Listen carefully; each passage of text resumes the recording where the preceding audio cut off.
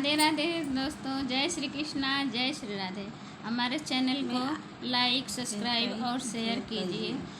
Please share कीजिए और लाइक subscribe कीजिए, भूलिए मत। जय श्री राधे।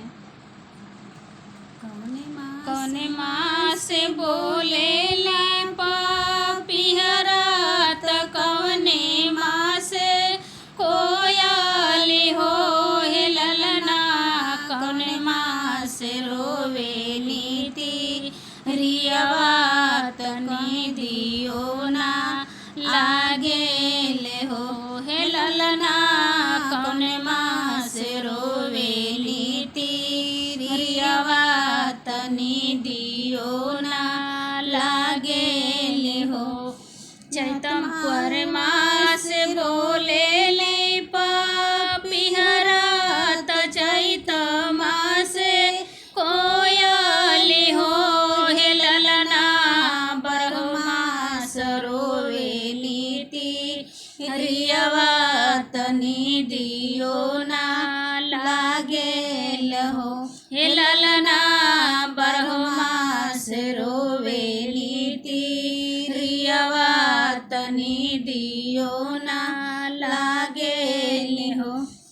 केथु बिन तर से पिहरा त केथु बिन कोयली हो हे ललना, केथु बिन तर से रियवा तब दियो ना लागे हो हे ललना, केथु बिन तर से रियवा तनी दियो ना लागे हो। स्वाति जल तर से पिहरा त पिया बिनु कोयली हो हे ललना, पुत्र बिन तर से रियवा तनी दियो ना लागे हो हे ललना, पुत्र बिन तर से रियवा तनी दियो ना लागे हो।